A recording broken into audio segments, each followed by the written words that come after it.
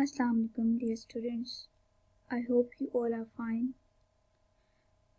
इस video lecture में हम सेकेंड ईयर का कोर्स स्टार्ट करने जा रहे हैं मैथमेटिक्स का, और इसका जो फर्स्ट चैप्टर है वो है फंक्शंस एंड लिमिट्स। चलिए जी स्टार्ट करते हैं लेक्चर 1। और इसमें जो फर्स्ट टॉपिक है वो है कंसेप्ट ऑफ अ फंक्शन। किसी भी चीज़ को जानने से पहले हमें ये पता होना चाहिए कि वो चीज़ आई कहाँ से है। जैसे फंक्शन की जो टर्म है वो हमारे पास कैसे आई है, वो जो है एक मैथमेटिशियन है लेबनिज़, उन्होंने इंट्रोड्यूस करवाई है, जो कि डिस्क्राइब करती है किसी भी एक क्वांटिटी की दूसरी क्वांटिटी के ऊपर डिपेंडेंस को। और इसको हम कैसे समझ सकते हैं, इसके लिए दो एग्जांपल्स हैं। यहाँ पे आप फिगर में देख सकते हैं स्क्वायर को। स्क्वायर मैथमेटिकली उस शेप को कहते हैं जिसकी चारों साइड्स जो होती हैं उसकी लेंथ इक्वल होती है। और जो एरिया होता है स्क्वायर का वो होता है एक्स स्क्वायर, मीन्स उसकी जो लेंथ होती है उसका स्क्वायर। इट डजेंट मैटर कि वो जो लेंथ है वो क्या है। अगर ये मैं स्क्वायर थोड़ा सा छोटा लूँगी डेफिनेटली उसकी लेंथ चेंज हो जाएगी, इससे बड़ा लूँगी तो उसकी लेंथ अगेन चेंज हो जाएगी। बस हम इस एग्जांपल से ये समझ सकते हैं कि जो एरिया है वो उसकी लेंथ पे डिपेंड करता है।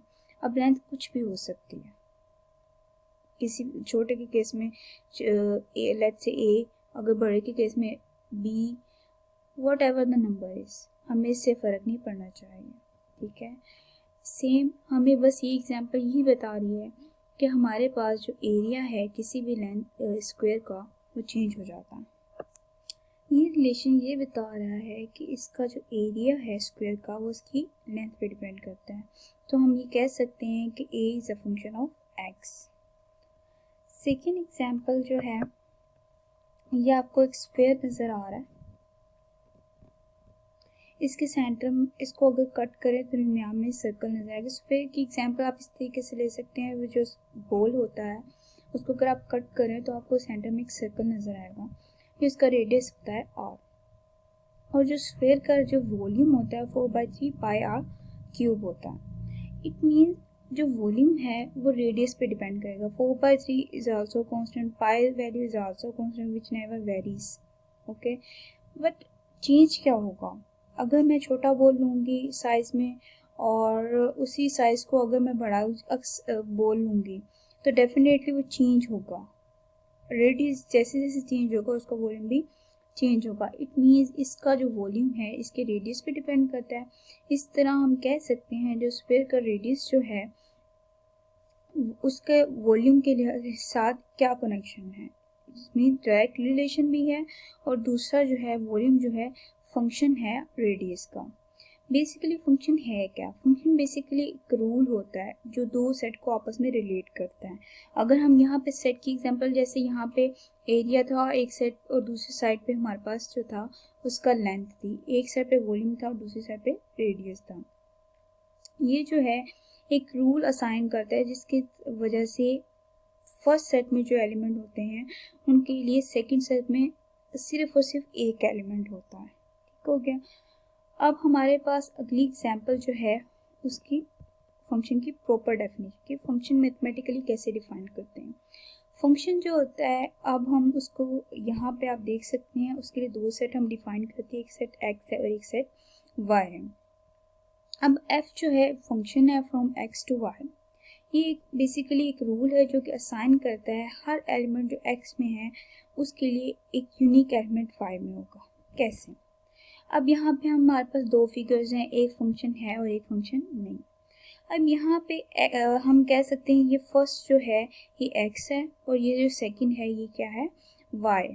हमारे पास जो फर्स्ट सेट x है इसके हर एलिमेंट के लिए y में जो एलिमेंट होगा वो हमारे पास यूनिक होगा। अब जैसे 1 देखें उसके लिए एक ही एलिमेंट है b, 5 देखें उसके लिए एक ही एलिमेंट है a, 8 देखें उसके लिए एक एलिमेंट है b। सेकेंड एग्जाम्पल देखें, यहाँ पे 1 के लिए है एक एलिमेंट b, लेकिन अगर हम 5 को देखें तो इसके लिए दो एलिमेंट हो जाते हैं a और c जो कि यूनिक नहीं है। इट मीन्स ये फंक्शन नहीं है। अब आगे फंक्शन के अंदर दो चीज़ें होती हैं, एक होती है उसकी डोमेन और एक होती है रेंज। अगर हम फर्स्ट सेट को देखें जो सेट x है वो कह रहे हैं जो सेट x के जो एलिमेंट होंगे वो उसके जो होगी डोमेन होगी, और जो सेट y के एलिमेंट होंगे वो जो होगी उसकी रेंज होगी। नेक्स्ट कह रहे हैं notation value of a function. अगर हम बात करें डिपेंडेंस की, अगर एक वेरिएबल y है वो डिपेंड करता है किसी वेरिएबल x पे, तो हम x की वैल्यूज चेंज करते जाएंगे और y की वैल्यू हमारे पास आती जाएगी। तो उसी को एक स्विस मैथमेटिशियन है आयलर, उसने एक सिंबॉलिक वे शो किया है। अगर कोई भी वैल्यू जो है y के लिए x की वैल्यू है तो हम उसको इस तरीके से शो करते हैं, जैसे पीछे हमने कहा कि y is a function of x, तो हम मैथमेटिकली उसको लिख सकते हैं y is equal to f of x, जिसको हम रीड कर सकते हैं y is equal to f of x. ये आप देख सकते हैं मैथमेटिकली ऐसे लिखते हैं, और जब रीड करना हो तो इस तरीके से रीड करते हैं। नेक्स्ट हमारे पास बेसिकली जो x की वैल्यू होती है वो हमारी अपनी चॉइस पर होती है, हम कोई भी वैल्यू उसकी दे सकते हैं, लेकिन y की जो वैल्यू होती है वो x की वैल्यू के साथ साथ चेंज होती है। इट मीन्स y की वैल्यू डिपेंड करती है x पे। सो हम इस तरह कह सकते हैं x एक जो है इंडिपेंडेंट वेरिएबल है और y जो है क्या है, एक डिपेंडेंट वेरिएबल है किसी भी फंक्शन f का। अब यहाँ पे एक आपको फिगर नज़र आ रही है। फंक्शन बेसिकली एक कंप्यूटिंग मशीन की तरह होता है। इसको आप इस तरीके से भी देख सकते हैं, यहाँ से हम x की वैल्यू पुट करेंगे, हमारे पास आंसर में क्या आएगी, y की वैल्यू, जिसको हम f ऑफ x भी कहते हैं। आगे इसके कुछ एग्जांपल्स हैं। अब यहाँ पे हमें एक क्वेश्चन में एक फंक्शन गिवन है, यहाँ पे आप देख सकते हैं f of x is equal to x cube minus 2x square plus 4x minus 1। अब हमारे पास 5 क्वेश्चन आ गए। वो कहते हैं कि फंक्शन की यही फंक्शन है और इसकी 0 पे वैल्यू फाइंड करनी है, 1 पे वैल्यू फाइंड करनी है, -2 पे वैल्यू फाइंड करनी है, 1 प्लस x पे इसकी वैल्यू फाइंड करनी है, और 1 ओवर x पे भी इसकी वैल्यू फाइंड करनी है। चलिए स्टार्ट करते हैं। फर्स्ट एग्जांपल है, सेम कुछ भी नहीं करना है, जहाँ जहाँ फंक्शन में x है वहाँ वहाँ उसकी वैल्यू फाइंड करनी, क्योंकि हमारे पास f ऑफ x है, x की जगह पे 0 है। इट मीन्स हर उस जगह पे जहाँ पे x आ रहा है वहाँ पे 0 पुट करेंगे तो हमारे पास आंसर क्या आ गया, -1। सेम आगे हमारे पास क्या है, 1 है, और हम x की जगह पे हर जगह पे 1 पुट करेंगे तो हमारे पास आंसर क्या आ गया, 2। अब इस ये नहीं कि हमारे पास जहाँ जहाँ जो जो वैल्यू है हमने वो पुट किया एक क्वेश्चन में तो दूसरे क्वेश्चन में भी वही आएगा। यहाँ पे आप देख सकते हैं, यहाँ पे x की जगह पे 0 था तो हमने 0 पुट किया, यहाँ पे x की जगह पे 1 है तो हमने जहाँ जहाँ क्वेश्चन में x यूज हो रहा था वहाँ पे हमने 1 पुट किया तो हमारे पास 2 आया है। आप यहाँ पे भी देख सकते हैं कि हमारे पास 0 के लिए नेक्स्ट सेट में -1 है, 1 के लिए हमारे पास 2 है, इनके दोनों केसेस में हमारे पास यूनिक है। नेक्स्ट क्वेश्चन देखते हैं। यहाँ पे हमारे पास हमने फंक्शन की वैल्यू फाइंड करनी है -2 पे, यहाँ पे -2 है, x प्लेस पे -2 को क्यों फाइंड करेंगे, -2 का स्क्वायर आएगा, फिर 2 देन -1, और सेम हमने कैलकुलेट कर लेंगे, प्लस और माइनस कर लेना है, सिंपल। अब यहाँ पे 1 प्लस x है, हमने जहाँ जहाँ x है वहाँ वहाँ कोशिश करनी है कोई भी स्टेप जो है हमारा हमने उसे स्किप नहीं करना है। जैसे जैसे हम स्टेप स्किप करते जाएंगे हमारे क्वेश्चन में गलती के चांसेस उतने इंक्रीज होते जाते हैं।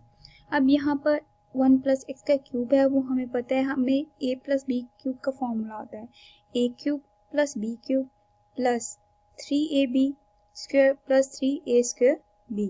यहाँ पे a का क्यूब क्या आएगा, a यहाँ पे क्या है 1, ठीक है, b का क्यूब क्या होगा, x है, यहाँ पे b यानी कि x का क्यूब आ जाएगा, फिर 3 फॉर्मूले का a का स्क्वायर क्या है, a यहाँ पे क्या है 1 और x एज इट इज आ जाएगा, फिर देन हमारे पास क्या है 3ab स्क्वायर, तो 3 आएगा फॉर्मूले का, a हमारे पास क्या है 1 और b हमारे पास क्या है x, तो x का स्क्वायर आ जाएगा।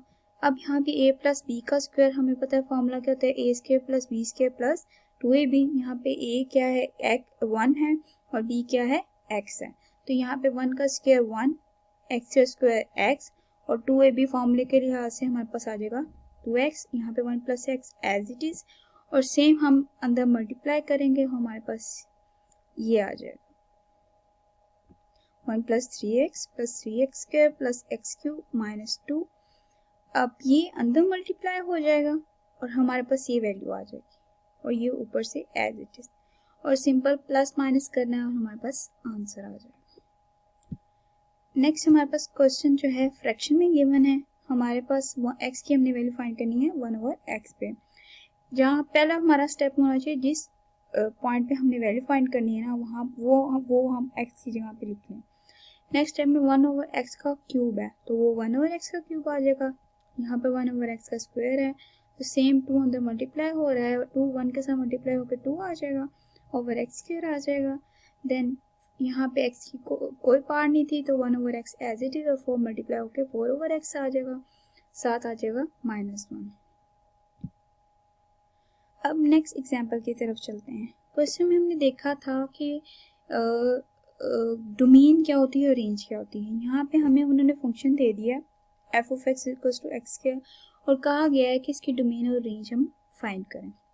वहाँ पे तो हमने देख लिया था कि हमारे पास 2 सेट होते हैं, एक होता है सेट x और एक होता है सेट y, और जो सेट x के एलिमेंट होते हैं वो डोमेन होते हैं और सेट y के एलिमेंट क्या होते हैं, रेंज होते हैं। वो तो बाय डेफिनेशन तो ठीक है, लेकिन मैथमेटिकली उसको फाइंड कैसे करते हैं। डोमेन कोई भी ऐसी चीज़ होती है कि फॉर एग्जांपल इस केस में हम क्या कहेंगे, डोमेन जो है हर वो एलिमेंट होगा x को जो हम दे सकते हैं। कोई भी ऐसी वैल्यू जो हम x को दे सकते हैं वो हमारी डोमेन है, और यानी कि हम जो इनपुट दे सकें फंक्शन को वो हमारी डोमेन है, और जो हमारे पास पॉसिबल आउटकम्स आए, आउटपुट आए हमारे पास जो, वो रेंज है। अब यहाँ पे x को हम क्या क्या वैल्यू दे सकते हैं, इट मीन्स हम x को कोई भी रियल नंबर दे सकते हैं, तो इट मीन्स इसकी जो डोमेन आएगी वो set of all real numbers आएगा। अब बात होती है रेंज की। इस सेट में अगर हम माइनस के एलिमेंट्स पुट करें या प्लस के एलिमेंट पुट करें, आंसर हमेशा जो आएगा इस केस में हमारा प्लस के फॉर्म में आएगा, क्योंकि उसके ऊपर स्क्वायर्ड है। इट मीन्स हमारे पास जो आउटपुट आएगी, हमारे पास नॉन नेगेटिव रियल नंबर्स आएंगे। नॉन नेगेटिव विच मीन्स ऐसे रियल नंबर जिनके साथ माइनस का साइन नहीं होगा, सो हम उसे रेंज में लिख देंगे set of all negative non negative real numbers. Clear हो गया। नेक्स्ट हमारी एग्जाम्पल नंबर 3 है। इसके अंदर हमारे पास जो फंक्शन गिवन है वो है फ्रैक्शन में।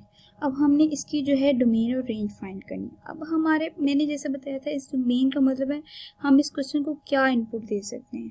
अब इस क्वेश्चन में हम इनपुट सिर्फ 2 नहीं दे सकते, वो क्या है 2 और -2।